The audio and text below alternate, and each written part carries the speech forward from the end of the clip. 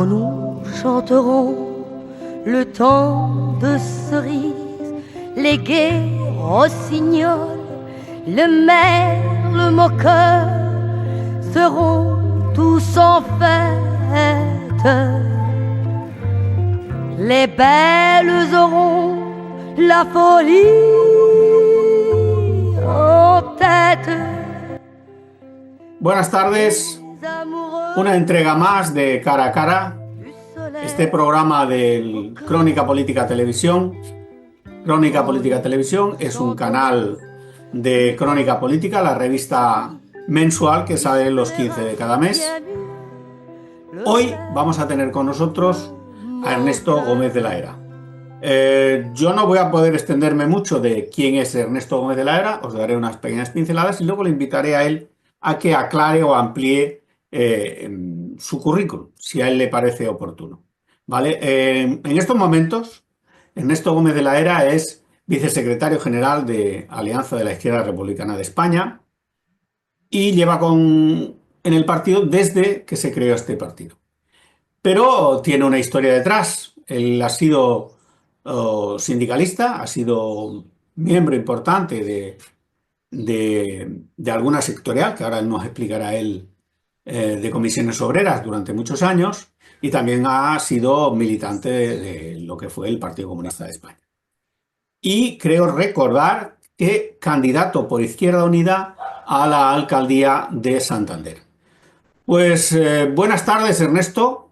Te cedo la palabra. Muy buenas tardes, Vicente, y gracias por esta oportunidad de hablar con todos los que puedan ver, ojalá sean muchos, este cara a cara. Tal y como ha dicho, es cierto, sí, casi toda mi vida me he dedicado a representar a los trabajadores y no por ninguna gracia divina, sino porque presentándome a elecciones en mi empresa y fuera de mi empresa, he tenido la fortuna de que me hayan concedido su confianza para poder representarlos. Es cierto que a lo largo de ese tiempo, por esa confianza, fui durante unos cuantos años vicepresidente de la sección de puertos europeos, de ETF, y también he sido miembro durante muchos años de la ejecutiva central del Instituto Social de la Marina, puesto que mi rama era en comisiones obreras el sector del mar. Es donde yo siempre me he encuadrado y donde estuve muchos años en su ejecutiva, hasta que, lógicamente, me retiré y ahora soy un jubilado, pero participo activamente dentro del movimiento de pensionistas, entre otras cosas para defender mi pensión, pero también las pensiones de futuro de todos los trabajadores que hoy están en activo. Adelante. Gracias, Ernesto. Bueno, pues vamos a presentar el tema que nos ocupa hoy.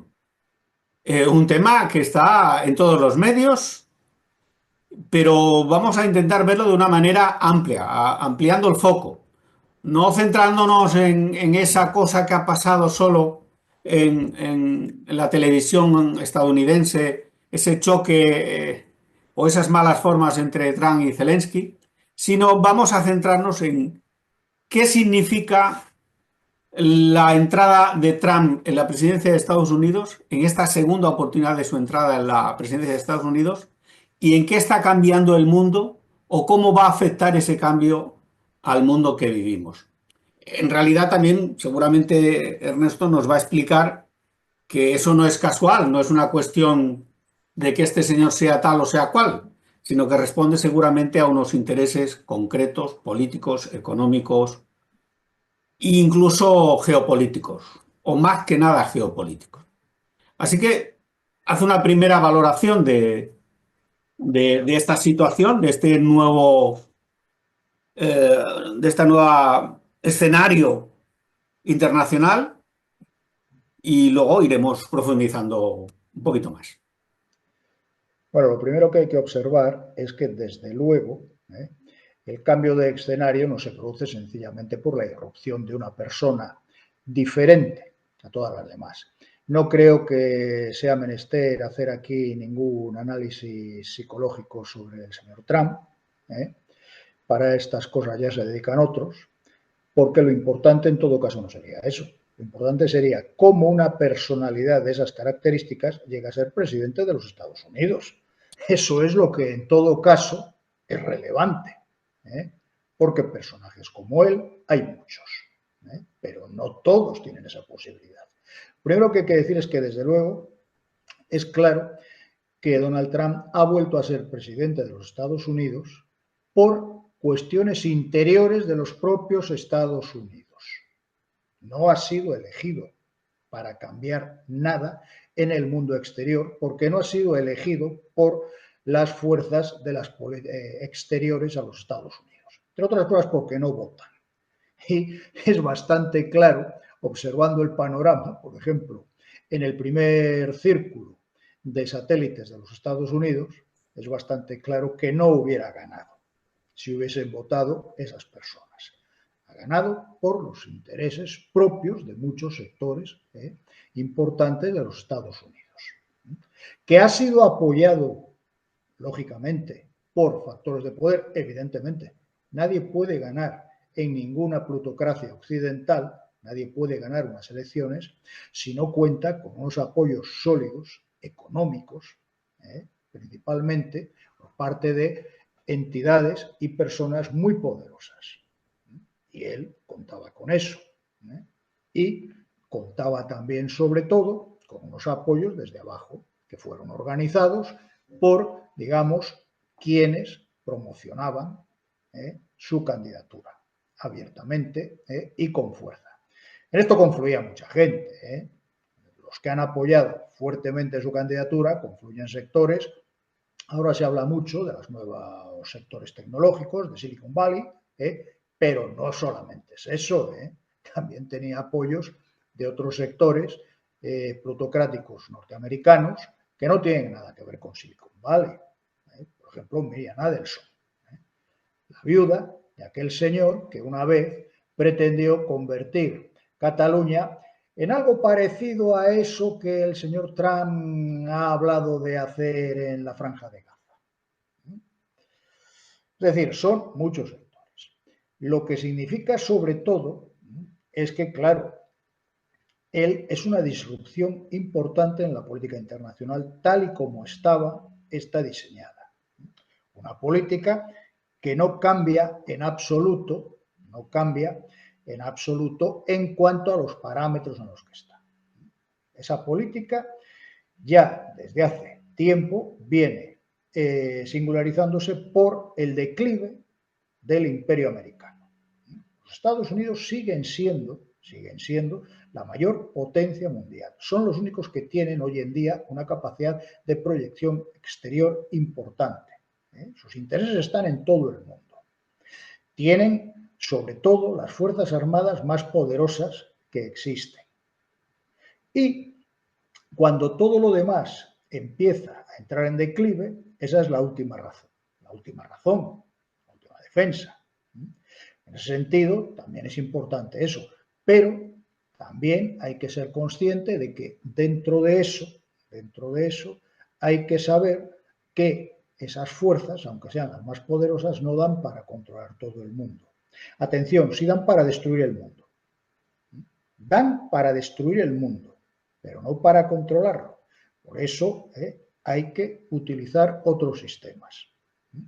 Y, desde luego, el actual presidente de los Estados Unidos está decidido a utilizar otros sistemas y a disciplinar a sus países satélites de otra manera. Disciplinarlos de otra manera. Pero no va, en absoluto, no va a dejar de contar con ellos. Porque no puede. Porque son apoyos importantes.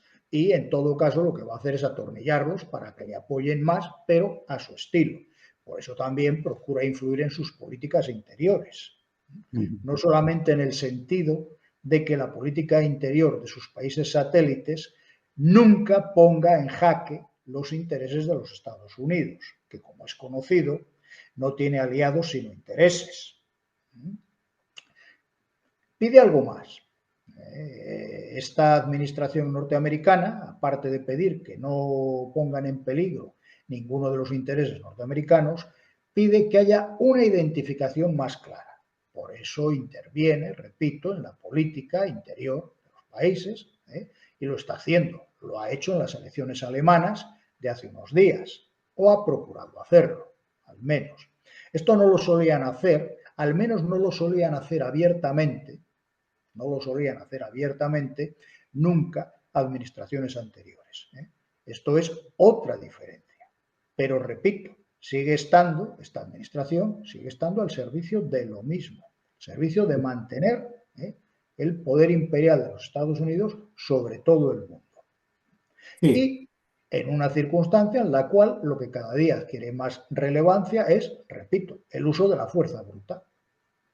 Hablando del tema uso de la fuerza bruta, pero viniendo al problema más candente en estos momentos a nivel mediático. El deseo de Trump o el deseo de Estados Unidos de acabar con la guerra en Ucrania, que es contrapuesto a lo que pretendía Biden, evidentemente, porque respondía a otros intereses de país. Es decir, no es porque es un hombre pacífico, eso es evidente. Es más bien porque cambia su política y es un hombre responde a unos intereses de más nacionalistas, más de centrarse más en su propio país, en reconvertir su país, en volver a industrializar su país y enfocarse hacia otro lado. Eso por un lado. Y por otro lado, ¿tiene que ver con su interés de romper el pacto China-Rusia? Cuando quiere hacerse amigo de Putin, quiere romper el pacto China-Rusia con los BRICS. ¿Hay un poco de todo esto? ¿O cómo en la mente no ya de Trump, sino en la mente de Trump y de todo su equipo, cuál es la estrategia a seguir? Y vamos a centrarnos primero en Ucrania y en ese tema BRICS, Rusia y Europa, y luego el papel que juega Europa, porque yo creo que Europa tiene un problema grave. Está un poco despistada, ha perdido pie y entonces está yendo más rápido o está cogiendo la política que planteaba Biden y todavía no se ha descabalgado de ella. Es decir, no está haciendo el seguimiento que le está pidiendo su hegemón, su Trump concretamente. Aquí hay una serie de contradicciones en ese entorno, Europa, Rusia, China, Estados Unidos, que sería bueno verlo en ese contexto. Luego ya hablaremos del tema Palestina y Oriente Medio, por un lado, y luego también tendríamos que hablar de otro tema importante que sería Hispanoamérica. ¿Qué va a pasar en Hispanoamérica a partir de la era Trump? Bueno, primero, en cuanto a la posibilidad de separar a la Federación Rusa de la República Popular China, yo soy francamente escéptico. ¿Que puedan tener ese interés? Claro, ¿quién no? Todos los imperios han seguido siempre aquella máxima de divide et impera. Claro. Eso es claro y evidente. Pero las circunstancias hoy en día no se parecen en nada. Yo sé que hay muchos que están diciendo, no, esto es algo semejante a lo que sucedió a principios de los años 70 del siglo pasado, cuando Kissinger hizo su famoso viaje clandestino a Pekín. Yo quiero recordar que ya desde 1963 había una ruptura clara y oficial entre los gobiernos de la Unión Soviética y de la República Popular China.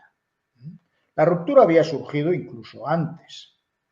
Ya el primer secretario del Partido Comunista de la Unión Soviética de entonces, Nikita Sergeyevich Khrushchev, había tenido ya una cierta polémica importante, cierta visita de Estado con el ministro de Exteriores chino, Zhou Enlai. Aquello en su momento no llegó a salir a la luz, pero ya inició toda una quiebra. En 1963, con la famosa Carta de los 25 puntos aprobada por el Comité Central del Partido Comunista de China, eso fue oficial en todas partes.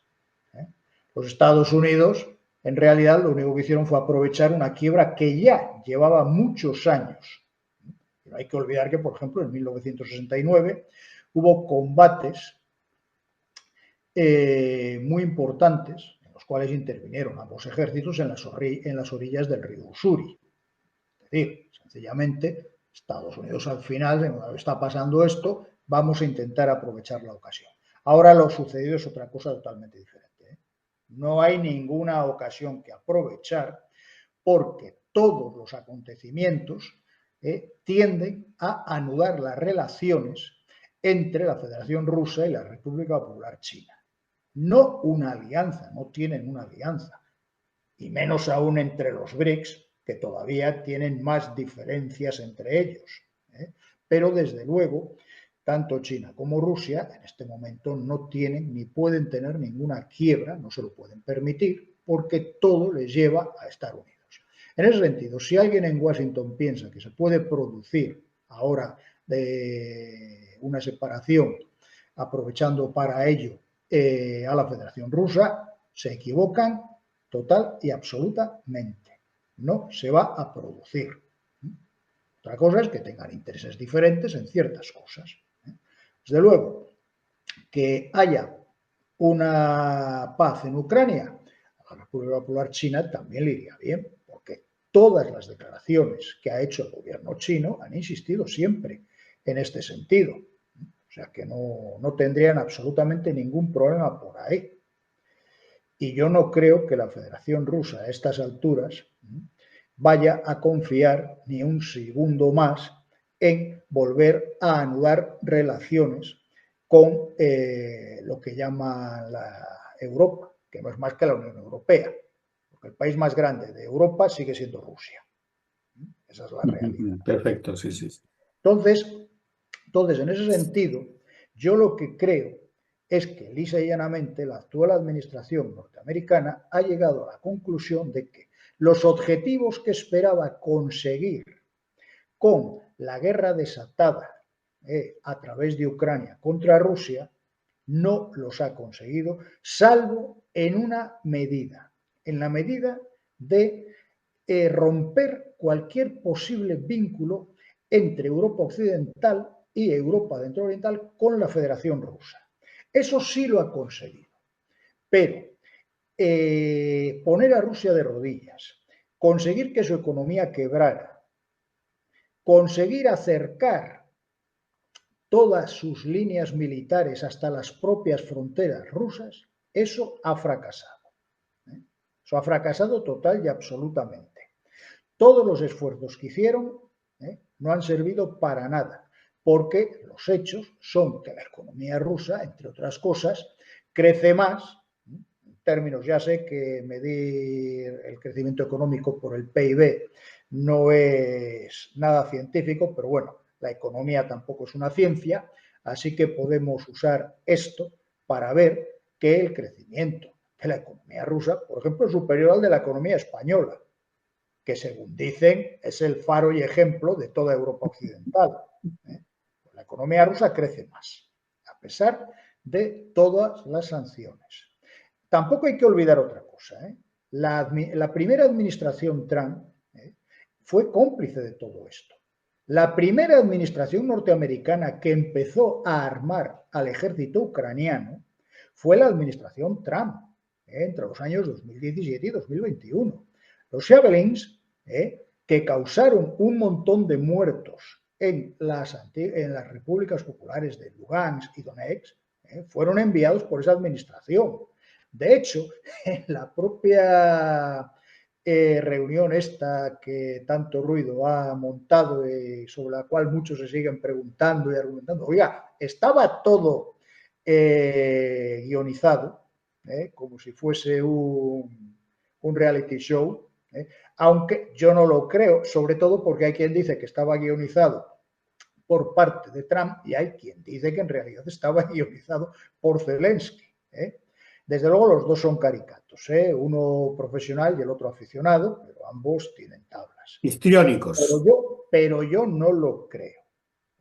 Pero hay que recordar que una de las cosas que dijo Trump, si se escucha todo, los 40 minutos, no la pequeña parte que en los medios de comunicación occidentales han hecho circular, se ve que Trump le dice, oiga, la administración Obama solo le envió sábanas a usted. Nosotros fuimos quienes le enviamos armas. Y es cierto. Repito que ellos tienen mucho que ver en eso. Ellos también, su primera administración, también estuvo tratando de ver si con eso hacían quebrar definitivamente y rompían la Federación Rusa. han visto que esto no funciona. Y como no funciona, ¿para qué van a seguir gastando más dinero? Una administración que está preocupada por la gigantesca deuda pública de los Estados Unidos.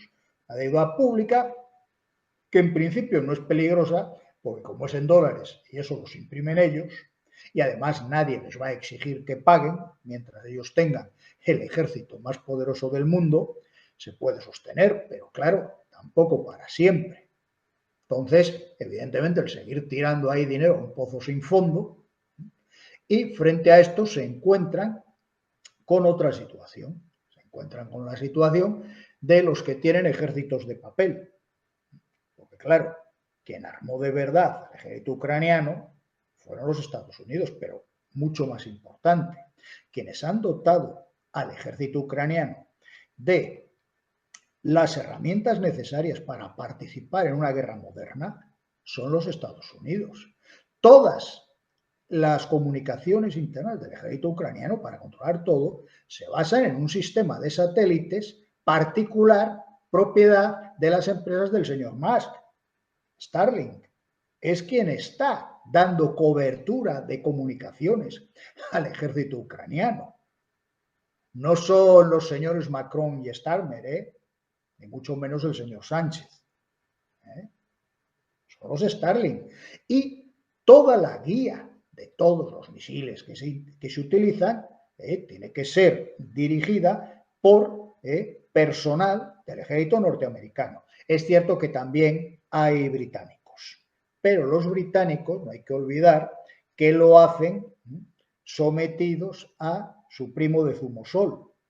Claro, que ahora van a intentar, hombre, yo soy muy escéptico en cuanto a todo eso, a que vaya más allá del papel, igual que los ejércitos europeos.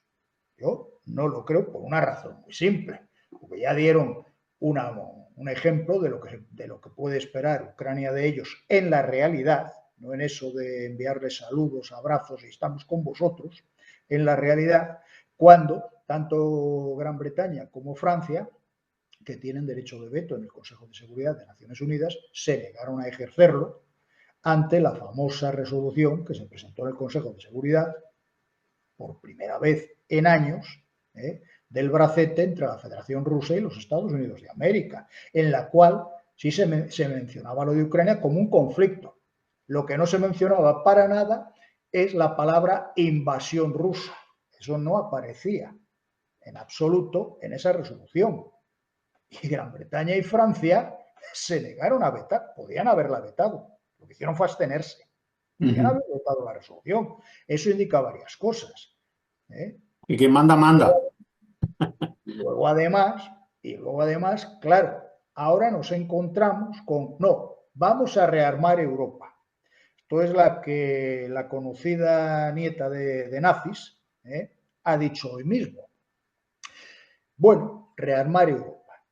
Podríamos entrar a ver de dónde van a salir los 800.000 millones de euros que dicen que van a poner sobre la mesa. A ver quién los va a poner, porque lo que podría poner, como mucho, la Unión Europea son 150.000 millones, pero la dificultad no está tanto en eso, porque a fin de cuentas, eso, para estos caballeros y señoras, ya no son más que cuentas, la economía financierizada es eso, no es productividad de verdad, son sencillamente datos, cuentas en unos papeles. Pero de verdad, para hacer la guerra, para rearmar Europa, lo que se necesita es una reindustrialización fenomenal de Europa. Eso es lo que se necesita. Pero claro, todas las cosas imprescindibles para la guerra moderna, claro, no para hacer la guerra como hace 100 años, sino para hacer una guerra moderna, se necesitan cantidades inmensas, por ejemplo, de acero de la primera clase. De acero de primera clase. Oiga, la producción de acero, por causas que todos los que conocemos un poco cómo está llegando el planeta ya a sus límites materiales, está disminuyendo. Está disminuyendo. Y luego además hay otra cosa, producir tanto acero como cemento, todas estas cosas, implica unos costos energéticos fenomenales. Y el problema de Europa no es el despiste que puedan tener sus clases dirigentes. No, el problema de Europa es que Europa no tiene acceso a nada de eso. Europa no tiene acceso a nada de eso. Europa creció y se hizo la dueña del mundo en una época en la cual, primero, no se necesitaba tantas fuentes de energía. Y segundo, con los medios que tenía y su superioridad tecnológica, podía tener acceso a esas fuentes de energía y a esas riquezas, expoliándolas a lo largo de todo el mundo. Nada de esto es factible ya. Hoy en día las fuentes de riqueza que pululan por el mundo llegan o a la República Popular China o a los Estados Unidos. A Europa poco. Y además Europa, aparte de que ya no le llega eso, no tiene ninguna fuente de energía propia. Carece de eso. Todos hemos visto lo que le ha pasado a Europa, sobre todo a Alemania, cuando se pegó el primer tiro en el pie con el tema de renunciar al gas ruso, al romper con Rusia. Las sanciones empiezan por eso, por un tiro en el pie. No, ahora vamos a comprar el gas de fracking norteamericano, que es muchísimo más caro y que además es más difícil hacerlo llegar a Europa. Claro, estabas diciendo, es que estás entrando en un tema que tal vez no sé si nos adelantamos, pero claro, el problema es que la guerra de Ucrania aparentemente era para derribar a Rusia e incluso a fragmentarla, ¿vale? Pero una de las consecuencias más importantes de la guerra de Ucrania es que Europa se ha debilitado, pero de una manera terrible. Ha perdido una capacidad de producción, ha perdido una capacidad de económica importantísima. La dependencia respecto a Estados Unidos se ha disparado. Es decir, la relación de Europa con Rusia era una relación floreciente. A Europa le interesaba, a Alemania sobre todo le interesaba. Con ese tiro en el pie que se da no solo a Alemania, que se lo da a toda Europa, y con las sanciones que se ponen a Rusia, Europa no se pega un tiro en el pie, se pega un tiro en los dos pies y en los brazos, porque de alguna manera está hundida económicamente. Entonces, pretender ahora crecer para tener un ejército propio, un ejército poderoso, en un momento en que está débil económica y políticamente, parece contradictorio. Porque claro, tal vez había gentes que hablábamos menor dependencia de Estados Unidos, una Europa más fuerte, una Europa más independiente. Pero claro, ahora quieren ser una Europa más fuerte, pero no para ser independientes, sino para enfrentarse a Rusia, ellos solos. Cosa que me parece un brindis al sol también. Bueno, su ideología les lleva por ahí, sus intereses particulares también les llevan por ahí. Y la ideología y los intereses particulares obnubilan muchísimas veces el cerebro y hacen que pierdas de vista cómo puedes, dónde estás situado, con qué fuerzas cuentas. Europa ya estaba en una situación de decadencia muy importante, Sí, por supuesto. muy importante desde hace mucho tiempo. Claro. Prácticamente Europa, desde las dos guerras mundiales, ya empezó su decadencia. Lo que ocurre es que si miramos los datos, es verdad que desde que empezó esta guerra, los datos muestran que se ha acelerado el declive. Esto es cierto, porque el problema de Europa es que solamente tiene posibilidades de mantenerse en la situación de riqueza en la que todavía nos hallamos, solamente tiene esas posibilidades si cuenta con toda Europa, es decir, con Rusia. Lo que no puede Europa occidental es creer que va a tener esa situación si decide combatir a la única parte de Europa que tiene acceso a fuentes de energía propias y que además está en situación de hacerlo. Y no nos engañemos, la Federación Rusa no va a acceder ya en absoluto a volver a lo de antes si no se garantizan una serie de cuestiones.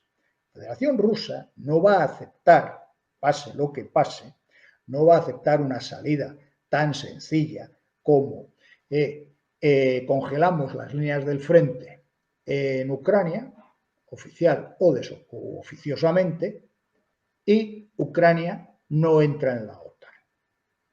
No, no es eso. Ya sabemos que lo que no le importaría a la Federación Rusa es que entrase en la Unión Europea. La Unión Europea es prácticamente un cadáver, es un cadáver, y cuantas más partes de integrantes de la Unión Europea estén en situación desastrosa interna, mejor, porque eso acelera más la necrosis de todo el cuerpo. Es decir, desde ese punto de vista, el gobierno ruso ha dicho que, por supuesto, que si Ucrania quiere entrar en la Unión Europea, que entre, que eso no les preocupa. La OTAN es diferente porque es una organización militar y la guerra empezó por eso, pero no empezó solo por eso. La guerra empezó también porque se pedía un acuerdo de seguridad colectiva, es decir, algo que ya nació en 1990 en París cuando nació la OSCE, un acuerdo de seguridad colectiva para toda Europa. Eso es lo que se rompió, eso es lo que durante años fue roto desde Occidente, en aquel momento sí perfectamente alineados los Estados Unidos con todos sus países satélites europeos, porque Rusia era impotente para frenar aquello. No porque a Rusia le gustara, sino sencillamente porque en aquel momento, después del colapso de la Unión Soviética, Rusia era un país total y absolutamente impotente. Cuando Rusia dejó de ser impotente, puso pies en pared y dijo, no, quiero volver a la situación de seguridad colectiva que se puso de manifiesto en el acuerdo de 1990 de la OSCE en París, pero que nunca se llevó a la práctica.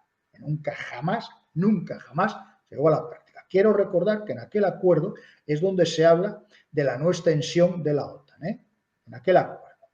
Sí. Porque cuando se dice, no, las promesas de James Baker y del primer Bush, presidente, no fueron plasmadas en ningún escrito ni en ningún pacto. Y es cierto, son promesas solemnes, pero que nunca fueron ratificadas en un acuerdo.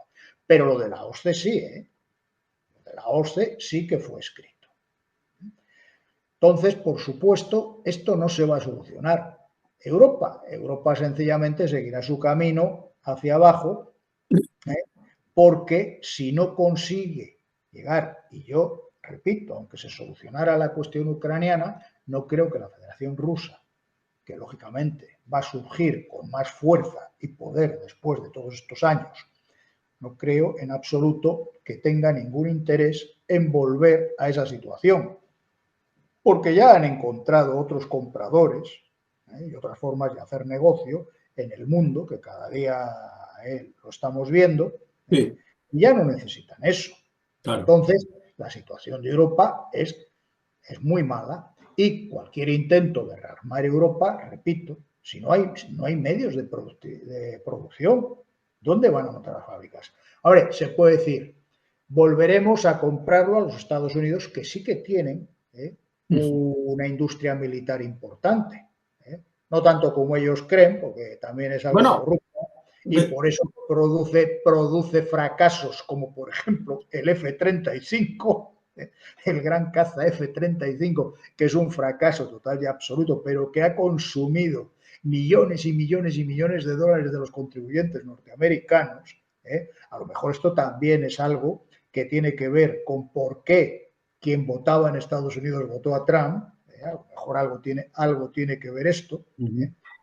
Pero esto tampoco sería una solución, porque si se hace eso, es decir, si consiguen el dinero y se compra armas a Estados Unidos, bueno, oiga usted. Eso es lo que pretendía Estados Unidos, sobre todo Biden, diciéndole, incrementen su gasto militar para que yo no tenga que gastar tanto, pero claro, incrementen su gasto militar comprándome a mí. Sí, pero eso, aunque Trump posiblemente también lo aceptaría, no es precisamente hacer a Europa más autónoma,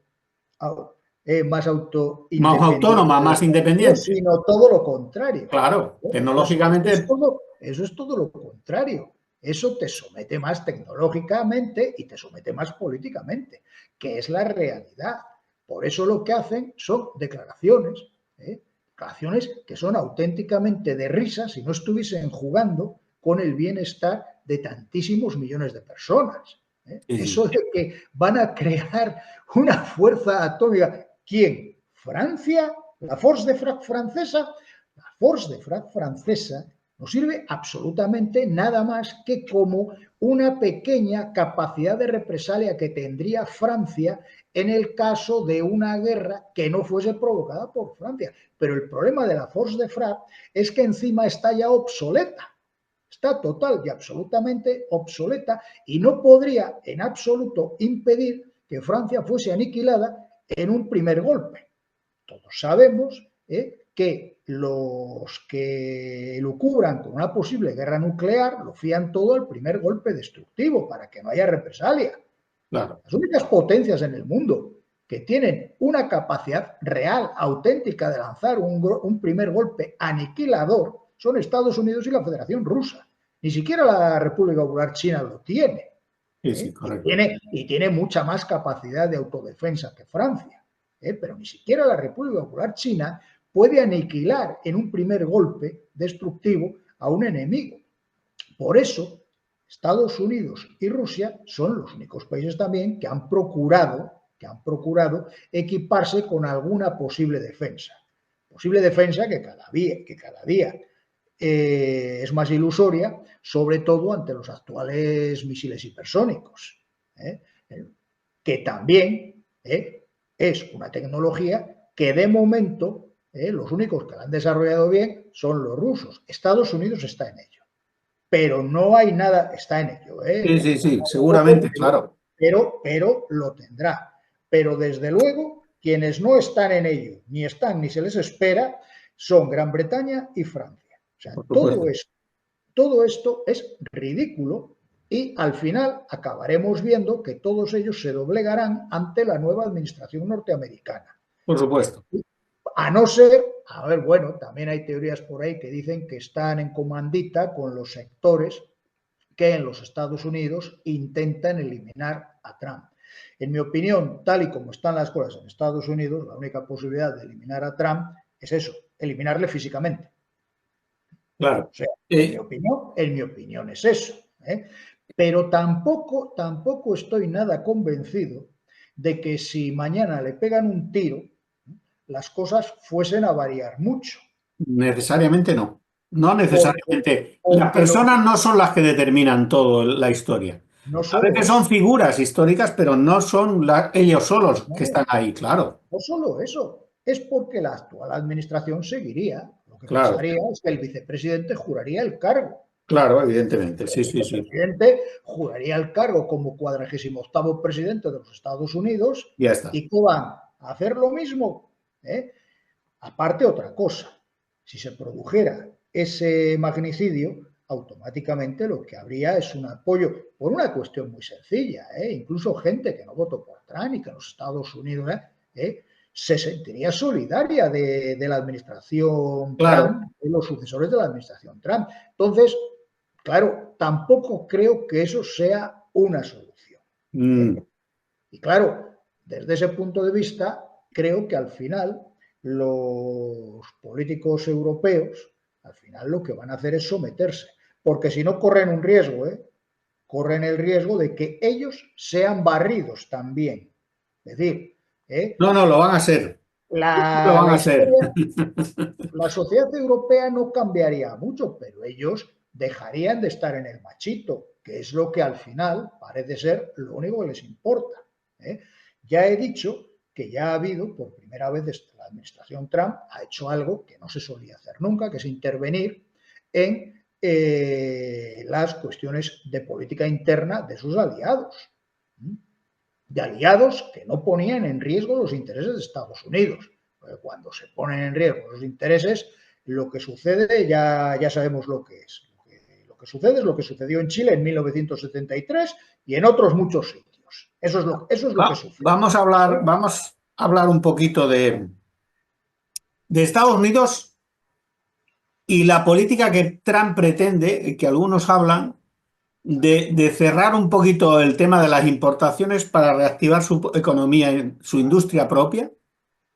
Eso que antes se ha llamado autarquía, que no necesariamente va a ser una autarquía lo que quiere hacer Trump, pero sí que quiere reforzar la industria propia, parece ser. ¿Y cómo lo va a hacer? Y eso que tiene que ver no ya solo con Europa, sino con el resto del mundo. y las relaciones comerciales, porque claro, no pretende tampoco dejar de ser el referente económico con el dólar. Entonces, ahí quiero que también si le puedes dar una vuelta al tema, porque es una de las cosas que más se está debatiendo y que incluso gentes de izquierda, creo haber leído, dicen que es muy factible ese programa que Trump está queriendo llevar adelante, que sería cerrar puertas a tanta compra exterior para generar más industria propia. Bueno, que yo sepa, la única persona presuntamente de izquierdas que ha defendido algo parecido es el señor Varoufakis. Como aquí somos muy caritativos, no vamos a hacer Discutir ahora su izquierdismo. la foto del señor Varoufakis, porque no nos saldría una foto muy elogiosa para él si recordamos toda su trayectoria política pasada, presente y futura. La verdad es que lo que intenta Donald Trump es algo muy sencillo. Lo que quiere es vender más. Yo hablaba antes de cuáles son los problemas de la gigantesca deuda. Los Estados Unidos son uno de los principales compradores del mundo. Uno de los principales compradores. Y el problema es que no venden. No venden. Y eso les coloca en una situación mala. Quieren vender más. Para vender más, lo primero que puede hacer es eso, intentar cerrar su mercado haciendo que lo que está comprando sea tan caro que no se pueda comprar. Economistas algo más prestigiosos, en mi opinión, lo que dicen sobre esto es que eso lo que acabará produciendo es un proceso inflacionario muy grande en los Estados Unidos. También es posible, claro. Que eso es lo que posiblemente acabe produciendo. Un efecto inflacionario muy grande en los Estados Unidos. Y eso es malo. Eso sí que es malo para los intereses de la administración Trump, porque eso sí que afecta de verdad Claro. a sus votantes. Yo empezaba diciendo que él había sido elegido por gente de los Estados Unidos defendiendo cosas de los Estados Unidos o que ellos creen que protegen. Eso. No había sido elegido por nadie de fuera. Sí, sí. Entonces, en ese sentido, eso sí que podría perjudicar tremendamente a la administración Trump. Que no hay que olvidar que ahora tiene mucho poder en las instituciones de Washington, pero cada día falta menos para las elecciones del midterm, porque el Congreso, la Cámara de Representantes, Se renueva la mitad. se renueva por entero cada 2 años. Exacto. Ahora tiene mayoría en la Cámara de Representantes, pero dentro de unos meses, exactamente dentro de 22 meses, ya dentro de 20 meses, tiene que ser renovada de nuevo la Cámara de Representantes. Y si se produjera un efecto inflacionario en los Estados Unidos, debido a estas cosas, eso no le favorecería. Yo realmente creo que la administración Trump también es muy disruptiva para el interior de los Estados Unidos. No solamente lo es para Europa, por todo lo que estábamos diciendo, por poner de manifiesto las carencias y debilidades europeas, sino que también para el interior de los Estados Unidos eso es muy peliagudo, porque tampoco está tan claro que el hecho de comprar mucho y vender mucho menos sea tan grave para los Estados Unidos, sobre todo mientras el dólar siga siendo la moneda dominante del tablero económico mundial. Eso no es así. Además, hay otros problemas. La administración Trump está desregulando absolutamente todo. Una economía capitalista desregulada es una economía que lleva inmediatamente al caos. Esto se ha vivido antes en la historia, precisamente por eso, por lo dañino que era eso para los propios intereses de los capitalistas, es por lo que aceptaron ciertas regulaciones. Es cierto que hoy, cuando la tasa de ganancia del capital está disminuyendo y hay que echar mano de absolutamente cualquier sector o grupo o rama para procurar hacer dinero, es cierto que hay mucha presión para desregular. Y de hecho no son solo los Estados Unidos quienes están desregulando. Gran Bretaña es seguramente el país más desregulado del mundo capitalista y, por cierto, el actual gobierno del señor Starmer pretende desregular aún más. Y ahora mismo estamos asistiendo a una importante desregulación que está en los inicios, pero que seguramente va a alcanzar más dentro de la Unión Europea. La desregulación no es nada bueno, para el capital, porque sí que es verdad que favorece a ciertos sectores del capital, pero favorece normalmente a los más grandes. Y eso, desde el punto de vista de los votantes del señor Trump, no es nada bueno para ellos. Entonces, yo no creo que eso, que por supuesto puede salir bien, claro que le puede salir bien, pero si le sale, eso causaría un daño importante en los propios Estados Unidos. Causaría un daño importante a los propios votantes del señor Trump. De todas maneras, entonces, funcional. Sí, pero entonces, todo el tema este de subir los aranceles de esta manera tan drástica, ¿es más un farol? ¿Es más un pónganse las pilas? ¿O realmente responde a un quiero importar menos? Pero supongo que evitar la inflación. No lo sé, es que claro. No. Yo no creo que nada del señor Trump sea farol. Creo que es el presidente de los Estados Unidos. En realidad es la persona más poderosa del mundo. No va de farol. Hay que hacerle caso. Eso no significa que todo lo que se le ocurre sea bueno para lo que él defiende, ni para las personas que él no las defiende, pero que creen que sí. Claro, lógicamente. Hay millones y millones de norteamericanos que creen que sí. Si empiezan a experimentar que no, es cuando entra en problemas. Por eso creo que es muy disfuncional todo esto. Es disfuncional. Creo que esto es verdad. Creo que esto es un intento y además lo va a conseguir. Es decir, va a conseguir con los aranceles que los Estados Unidos compren menos cosas, porque lógicamente es más caro. Es más caro, pero eso también le va a perjudicar. No en el sentido de que se deje de comprar, porque a Estados Unidos se le compra poco. Los Estados Unidos lo que tienen es un dominio importantísimo de la economía financiera, de las empresas. Claro, en Gran Bretaña, sin ir más lejos, más del 50% de las empresas en realidad son capitales norteamericanos. Ese es otro elemento. Es decir, los grandes capitales norteamericanos ya no están solo en Estados Unidos, son multinacionales. No son multinacionales, son de los Estados Unidos. Vale, son de los Estados Unidos, pero tienen el control a nivel internacional del capital. Pero el control de verdad y lo que les importa es lo otro. Esto no es decir que una empresa multinacional es multinacional porque sus intereses son multinacionales, en mi opinión, es un error.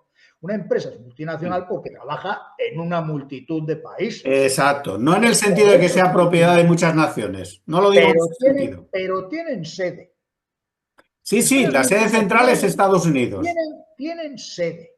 Y por lo tanto, no solamente es que la mayoría estén en Estados Unidos, sino que eso significa que a la hora, el último brazo de defensa de esas empresas es el ejército de los Estados Unidos. Esto es lo que significa. Por eso los Estados Unidos dominan el mundo. Ya no de una manera tan clara porque, lógicamente, los efectos que se han producido han ascendido otros. Y hay quienes han visto que, claro, estar siempre sometido a Estados Unidos no es bueno y eso te empuja a los brazos de otros. No hay que olvidar que Rusia, en la época de su desastre, en los años 90, intentaba hacerse simpática a los Estados Unidos de todas las maneras posibles. Sí. Pero eso no era suficientemente funcional, porque no era aceptado, no eran aceptados más que como actores secundarios por parte de los que de verdad controlaban todo el mundo capitalista. Esta es la verdad. En ese sentido, no es funcional. Yo no creo que eso vaya a servirles. Ernesto, vamos que estamos hablando mucho y no sé si nos vamos a ir de tiempo. Vamos a hablar un poquito de Oriente Medio. Vamos a hablar un poquito Palestina, Israel, Irán, Siria.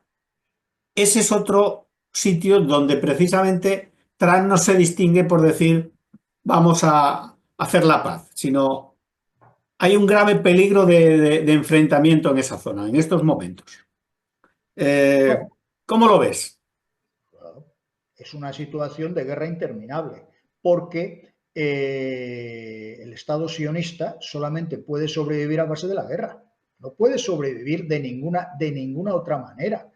¿Cómo puede sobrevivir un Estado inserto en un sitio donde sus únicas posibilidades de ser aceptado hubieran sido funcionar como uno más, mientras que su entrada fue la entrada que todos conocemos desde el principio, una entrada de colonos, pero con una diferencia, que es que aquí, a diferencia de otras colonizaciones anteriores, no había un abismo de separación de todo tipo entre los que llegaban de fuera y las poblaciones autóctonas. Cuando los puritanos ingleses llegaron a lo que hoy es Estados Unidos, la diferencia entre una sociedad y otra era abismal. Una sociedad era ya una sociedad que estaba en los albores del capitalismo y la otra era una sociedad que apenas estaba entrando en el neolítico. Correcto. Peor todavía en Australia, donde la sociedad australiana ni siquiera había salido del paleolítico, la autóctona.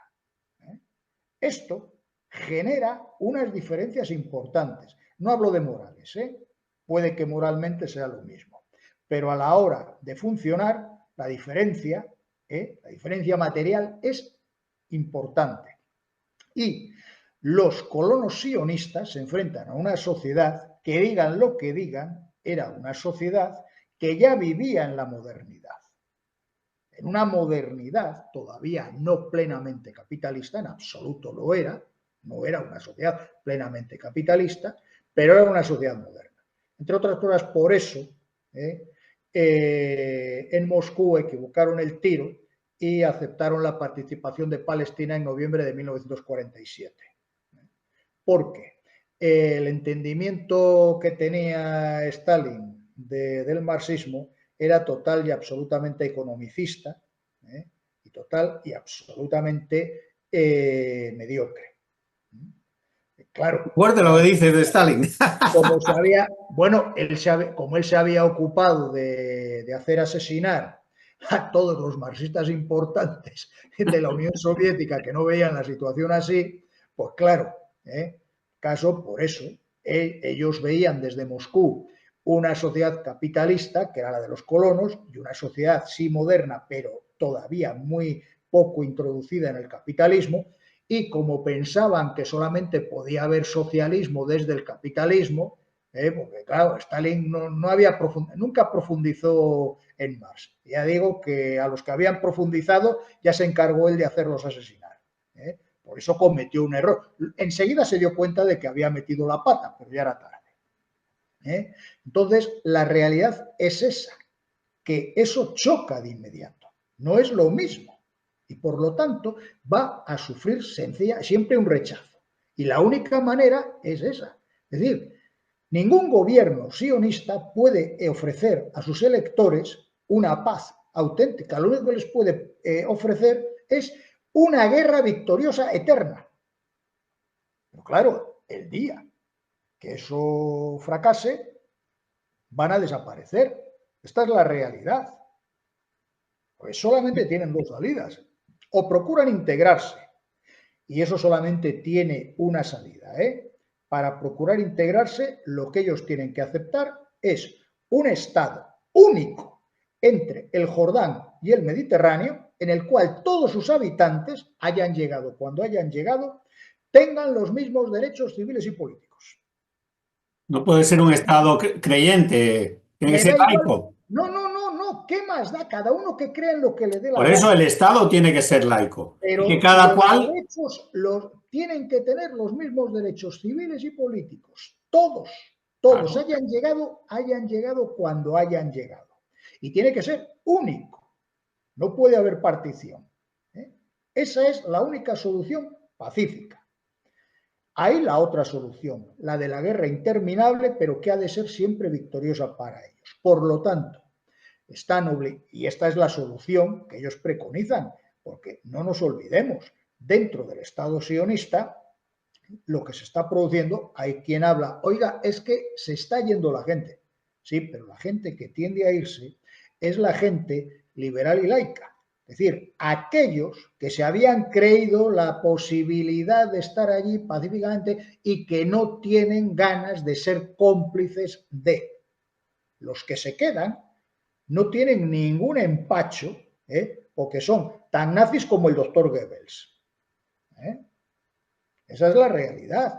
Entonces, claro, una solución pacífica, tienen que producir una guerra. Claro, desde el punto de vista de ellos, la guerra que tienen que ofrecer es contra Irán, porque Irán es el único poder que les queda de verdad, porque los otros que se les enfrentan militarmente y que tienen apuros para vencerlos, que no consiguen derrotarlos realmente, no tienen ni tanques ni aviación. Irán sí, Irán sí lo tiene. Por eso el objetivo es la guerra contra Irán. Pero como tampoco pueden, porque no tienen fuerza material suficiente para eso, lo que intentan es que esa guerra la hagan los Estados Unidos.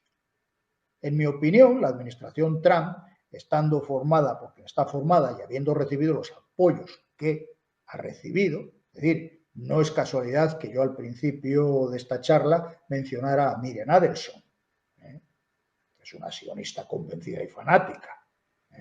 La administración Trump no tiene ningún empacho en que todos los palestinos sean asesinados. O que se vayan o que sean asesinados. Pero de eso a lanzar una guerra contra Irán, la cosa ya varía un poco.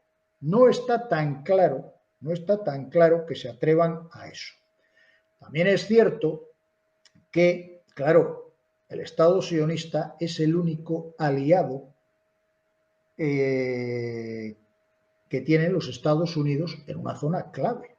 Porque no nos engañemos. Bueno, Arabia Saudí también es aliada de Estados Unidos. Sí, pero Arabia Saudí no es un aliado incondicional. El único aliado incondicional es el Estado sionista. Los otros no. La zona, todo el Próximo Oriente, es clave porque es de donde surge la mayor parte del gas y del petróleo que se sigue consumiendo. No es la única, pero es la zona principal. Entonces, desde ese punto de vista, el controlar aquello es fundamental para los Estados Unidos. Y Israel es el único Estado que no puede vacilar en esto, porque el día que no tenga el soporte de los Estados Unidos, si incluso en esta última fase de la guerra interminable, se ha visto claramente que si no fuera por los suministros continuos de armas, de municiones, de todo tipo de los Estados Unidos, Israel no hubiera podido mantener la guerra. Contra una gente que no tiene más que fusiles de asalto y granadas. Sí. Y algunos cohetes. No tiene tanques, no tiene aviación. Arabia Saudí no es un aliado incondicional. No es un aliado incondicional porque Arabia Saudí podría cambiar de bando si cambia su régimen. De Jordania mejor ni hablamos. Si hubiera elecciones libres en Jordania, la monarquía hachemita desaparecería de inmediato. Y no nos engañemos, la fuerza de oposición más importante que hay en Jordania, desgraciadamente, no es ninguna fuerza democrática. Es la hermandad, así, Ikhwan al-Muslimun, la hermandad musulmana, que es el origen de Hamas. Claro. No nos engañemos sobre estas cosas. Y en es importante que lo aclares. Los pocos puestos de elección que hay en el pseudoparlamento que tienen en Amán, hay unos pocos puestos muy minoritarios por elección popular, La última vez, hace unos pocos meses, que se produjo una elección, hubo una victoria arrolladora de la hermandad, que obtuvieron, quiero recordar, como a las 2/3 partes de esos puestos. Es cierto que los puestos de elección no son más allá de la 1/4 parte del total. Pero repito, si hubiese unas elecciones de verdad, la monarquía hachemita desaparece de inmediato. Está sostenida por unos servicios de seguridad que están total y absolutamente teleguiados por los Estados Unidos. Pero, claro, si se produjera un cambio, todo eso desaparecería. Y Jordania inmediatamente sería. Por eso, el Estado sionista, con buen criterio, según sus propios intereses, no es lo que habría que hacer, pero claro, desde sus propios intereses, ha tenido buen criterio al bombardear toda Siria inmediatamente después de la caída del gobierno del Baas, para destruir los pocos restos que quedaban de fuerza militar en Siria. Y quienes ahora mandan en Damasco se callaron inmediatamente, no han protestado ni de esto, ni tampoco han protestado sobre el avance, que ya llega bastante más allá de Quneitra, a toda la zona del Jebel Druso que ha hecho el ejército sionista. Hay que recordar que los drusos, porque en Israel también hay drusos, a diferencia de los palestinos, porque aunque son palestinos, no son considerados palestinos en la legislación israelí, los drusos sí van al ejército, sí hacen servicio militar en el Sahel. El resto de los palestinos no. Pero eso tampoco funciona para siempre. El último atropello multitudinario que ha ocurrido en el interior de Israel, coño, dicen que el que guiaba el coche era un druso. Ya. Un druso israelí, no un druso sirio, que tampoco pueden entrar. Es una extraña situación la de Siria en estos momentos, con un gobierno bastante cercano a los planteamientos más radicales en el mundo musulmán, pero con la connivencia de Israel. No. Primero, el gobierno de Damasco no está en connivencia con Israel. Otra cosa es que está perfectamente instruido para no oponerse a Israel. Y por lo tanto no dice nada. Pero dentro de lo que es el mundo árabe, el único patrón auténtico que tiene el gobierno de Damasco es Qatar. No es Arabia Saudí, ni Emiratos Árabes Unidos. De hecho, Emiratos Árabes Unidos fue el último apoyo que tuvo el gobierno del Baas dentro de la Liga Árabe. Fueron Emiratos Árabes Unidos quienes facilitaron que el gobierno del Baas volviera a la Liga Árabe de donde había sido expulsado. Qatar es el único gobierno árabe que patrocina de verdad eso.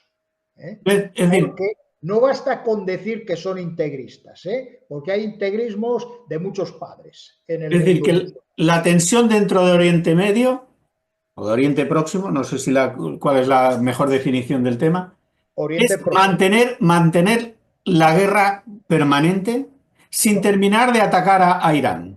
No, el interés de Israel es que haya una guerra interminable. Pero ¿Y el de Estados Unidos? El de Estados Unidos el de Trump es lisa y llanamente que no pueden permitir que Israel sufra percances. Porque, repito, es el único aliado incondicional.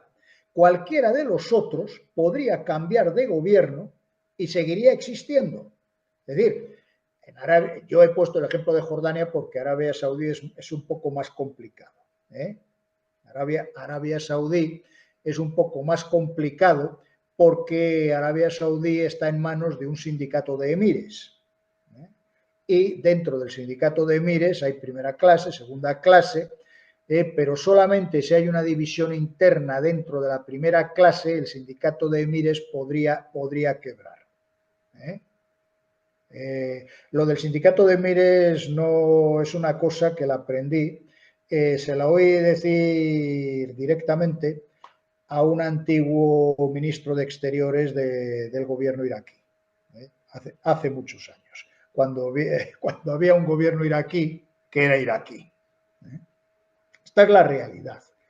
Y en ese sentido veremos hasta dónde llega Trump, porque yo, ya digo, tengo serias dudas. Va a mantener Israel, no le importa que se asesine palestinos, pero tengo dudas de que esté dispuesto a llegar al fondo a la guerra contra Irán, que es el auténtico interés que tiene Israel en este momento.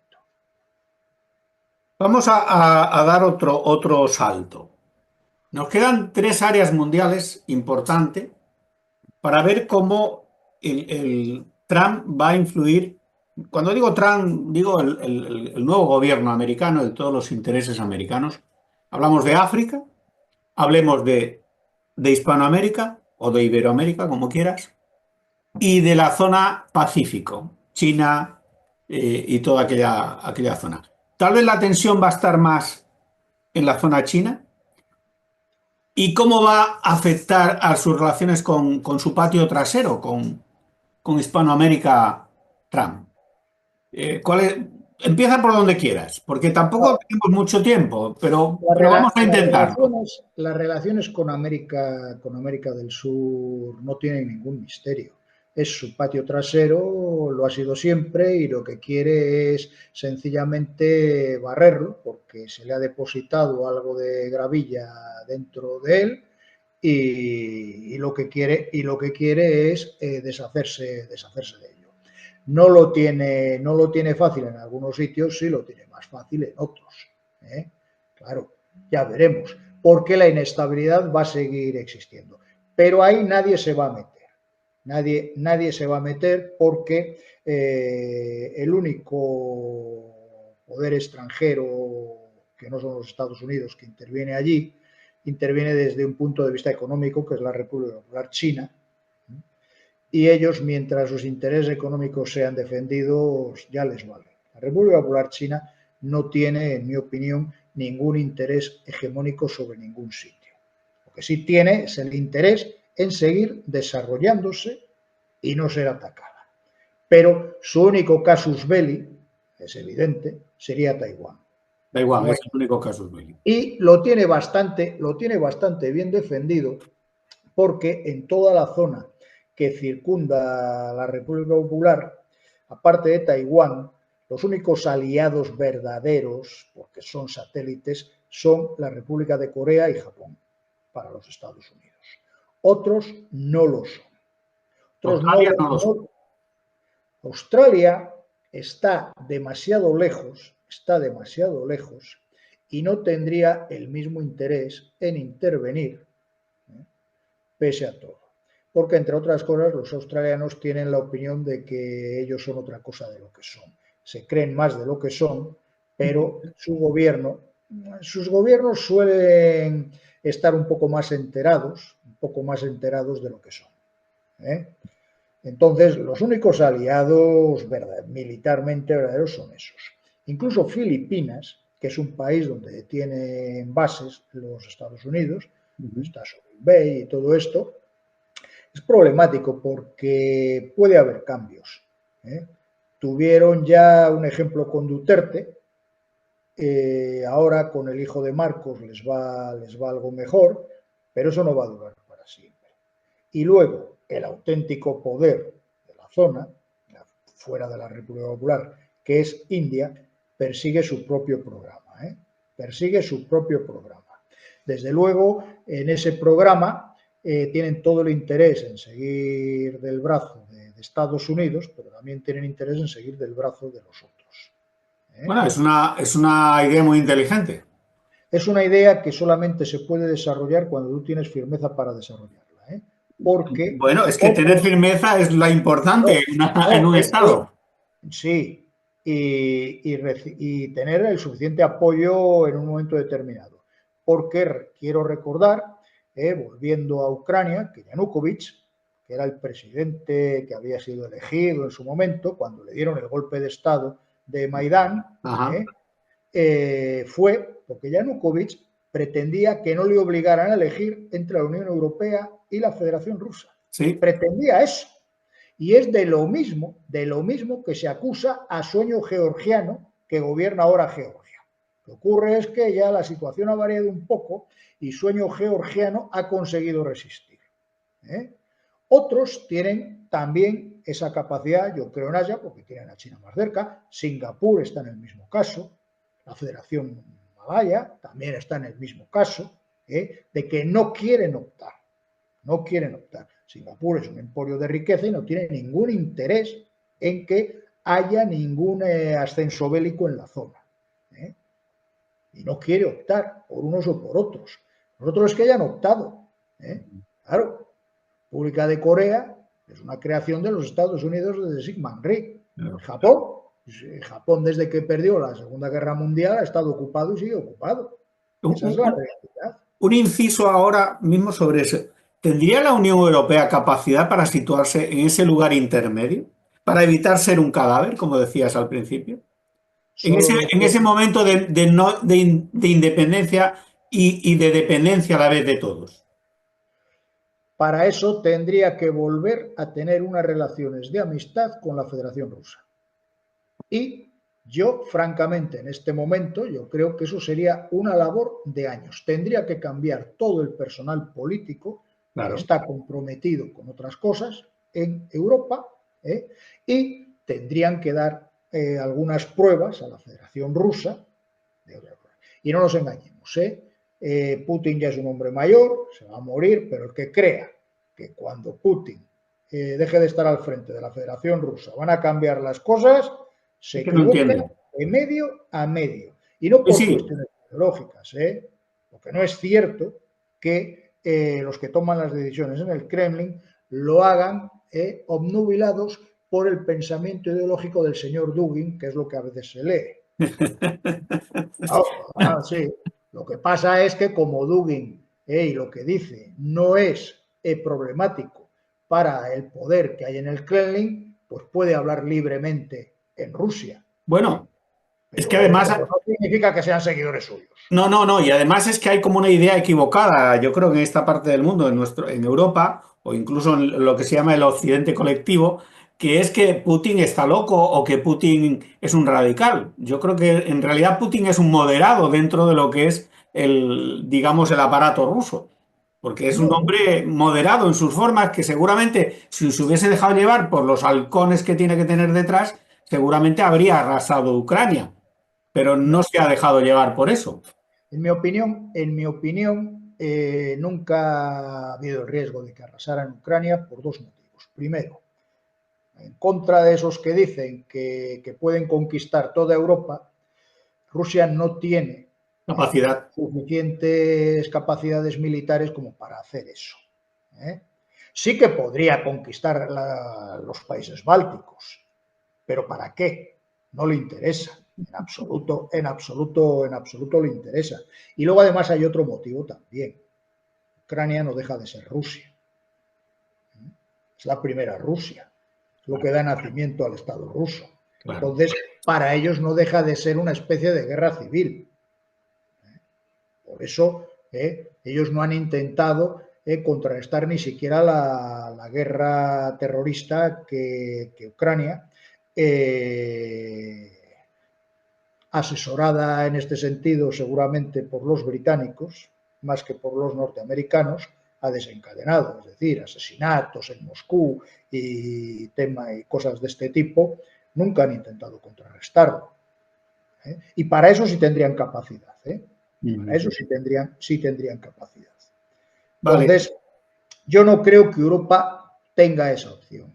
Europa, ya digo, si cambia el personal político y da pruebas durante unos cuantos años de querer colaborar, pues es posible que entonces en Moscú dijeran, bueno, una ramita de olivo, vamos a ver si reanudamos relaciones. Pero francamente yo no creo eso, con las barbaridades que están diciendo y con el resultado de las elecciones alemanas del día 23, claro, ese resultado es el que hubiera decidido poner alguien que odie profundamente a Alemania. Si tú odias profundamente a Alemania y deseas lo peor para Alemania y te permiten a ti decidir el resultado de las elecciones alemanas, pues francamente yo hubiera producido ese resultado. Claro, Bueno, no es que me guste, porque como no odio profundamente a Alemania en absoluto, bueno, pero si odiara a Alemania es el que hubiese producido. vamos a ir terminando casi ese repaso a nivel mundial y sobre la política Trump. África, todo el tema del Sahel. ¿Cómo va a evolucionar eso? Porque Trump no ha dicho nada todavía sobre esa zona y de algunos sitios le están echando. A los franceses los han echado prácticamente. Pero, ¿qué va a pasar?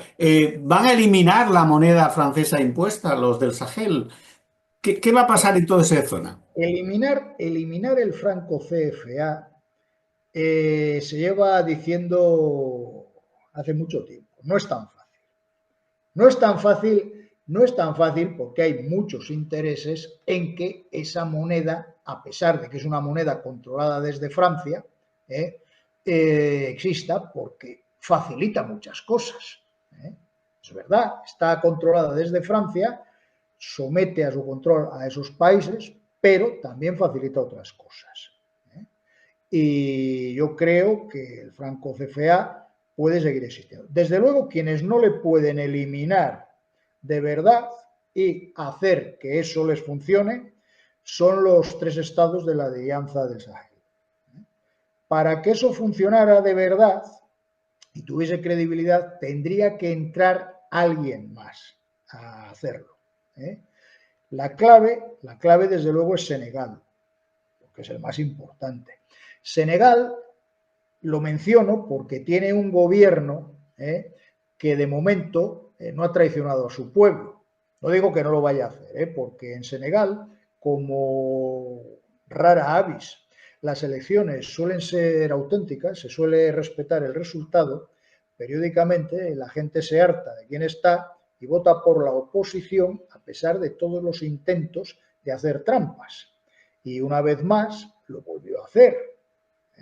Quiero recordar que el partido que perdió, el presidente que saliente no se podía presentar ya, Macky Sall, pero los que perdieron habían llegado también de una manera parecida y luego hicieron todo lo contrario. Hasta ahora los que han llegado no han hecho lo contrario. Pero claro, se tienen que mover con muchas dificultades, porque es muy difícil. Y luego además hay otra cosa.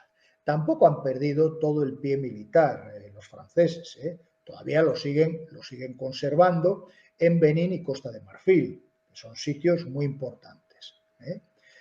Yo no sé qué pensarán los norteamericanos. Los norteamericanos ya hicieron un intento de tratar de competir con China. China lo que hace son inversiones.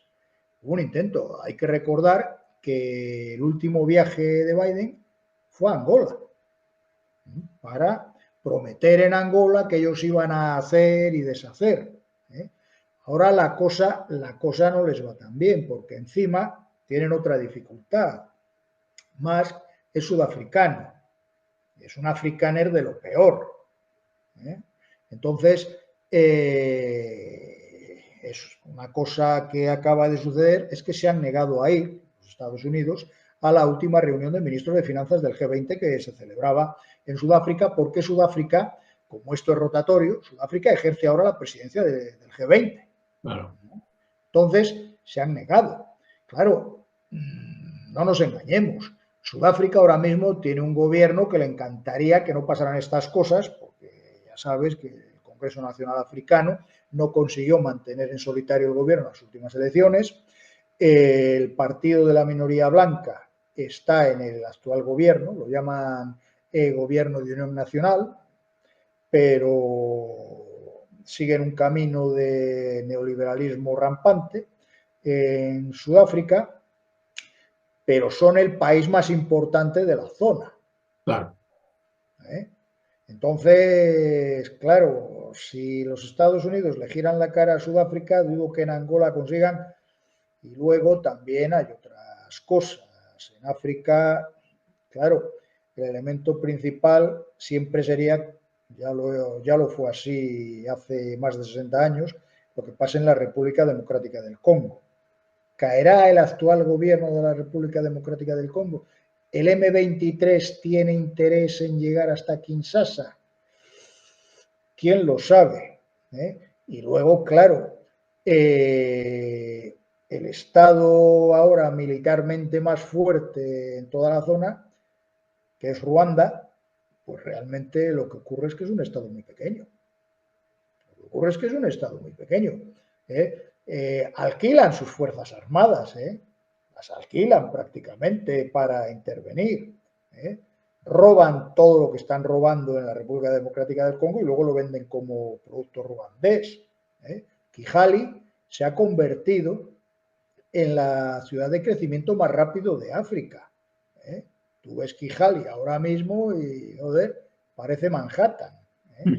Pero Ruanda es un país pequeño. Ruanda es un país pequeño y con eso no controlas. Sus relaciones con los Estados Unidos son buenas, también las de Uganda. También las de Uganda son buenas, pero los países más grandes siguen en riesgo. Los países más grandes siguen siendo la República Democrática del Congo y Sudán. Son los países en los cuales ahora mismo hay una catástrofe humanitaria semejante a la de Palestina.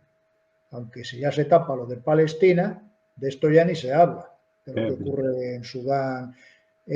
Claro, hay muchos intereses cruzados y no todos los intereses cruzados proceden de los Estados Unidos.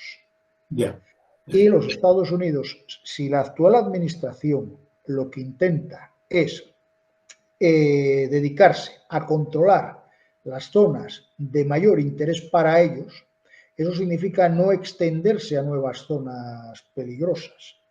Por lo tanto, no creo que quieran intervenir mucho más. Es cierto que los Estados Unidos crearon un mando militar africano, pero ese mando, que fue creado hace ya unos cuantos años, lo cierto es que no ha tenido un gran desarrollo y no parece que los planes de Trump para el Pentágono vayan a permitir que siga ese desarrollo. Por eso tampoco es casualidad que los que están ayudando a los integristas en el Sahel sean muchas veces drones ucranianos, que ya se sabe de dónde han salido, pero que son manejados por ucranianos. Ya. Estas cosas no son casualidad. Perfecto.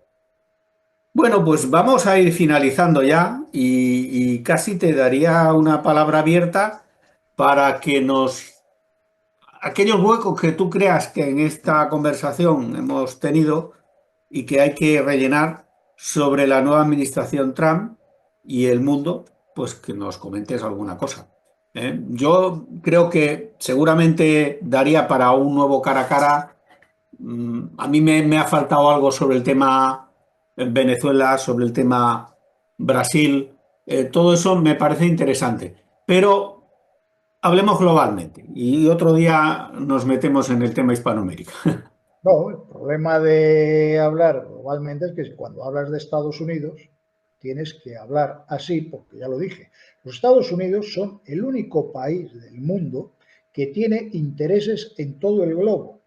Es así, los tiene y tiene la capacidad de ejercer fuerza en todos ellos. Lo que ocurre es que también tiene unos límites y tiene que priorizar unos intereses. Yo creo que la administración Trump va a intentar hacer eso, pero también es cierto que como tiene que defender todos los intereses, porque si no, eso pone en tela de juicio a los propios Estados Unidos, eso puede ser muy arriesgado.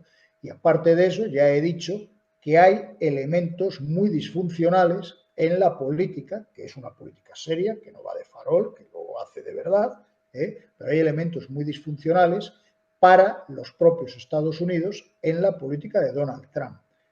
Esto, pues no deja de ser bueno, porque cuanto peor le vaya a los Estados Unidos, mejor nos va a ir al resto de los seres humanos del planeta. Sí, esto es así. Es así. No nos engañemos.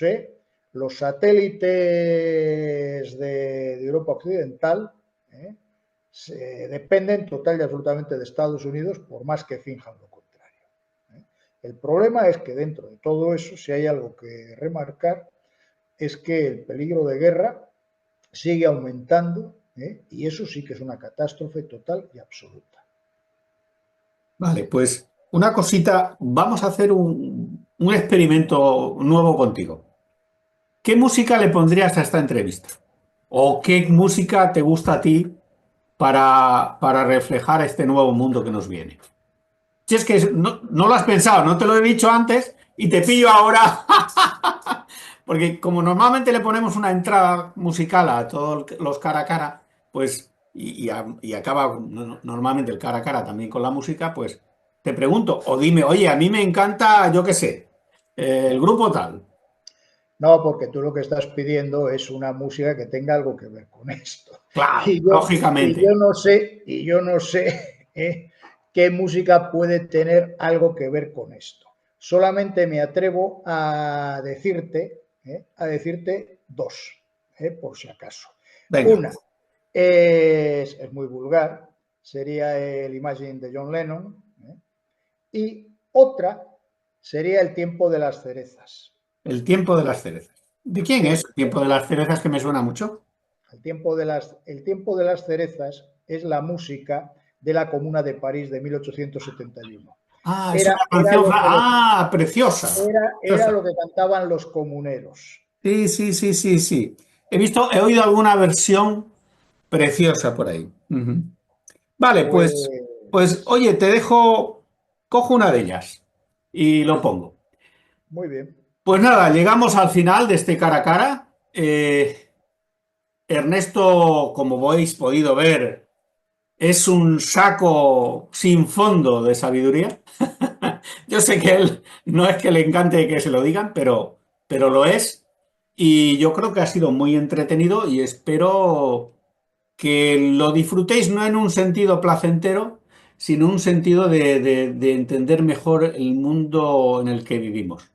Y hacia el que vamos y caminamos a veces sin querer nosotros. Gracias, Ernesto. Entenderlo para la acción. Muy bien. Porque el entendimiento sin acción no sirve de nada, como deberíamos saber todos los que conocemos la tesis 11ª sobre Feuerbach del amigo Marx. Bueno, pues con estas palabras finales, gracias a todos y hasta la próxima. Gracias. Quand nous chanterons le temps de cerise, les gais rossignols, le merle moqueur seront tous en fête. Les belles auront la folie en tête, et les amoureux du soleil au cœur. Quand nous chanterons le temps des cerises, sifflera bien mieux le merle moqueur.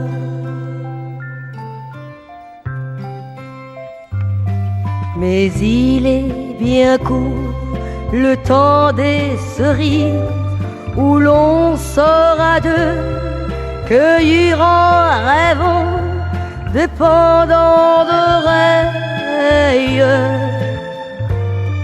Cerises d'amour en robe pareille, tombant sous la feuille en gouttes de sang. Mais il est bien court le temps des cerises, pendant d'oreilles qu'on cueille en rêvant.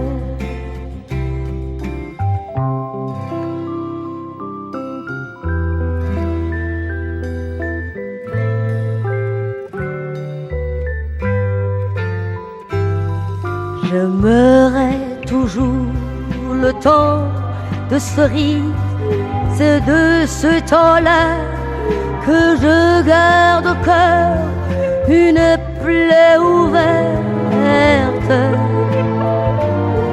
Mesdames fortune en m'étant offerte ne pourra jamais fermer ma douleur. J'aimerai toujours le temps des cerises et le souvenir que je garde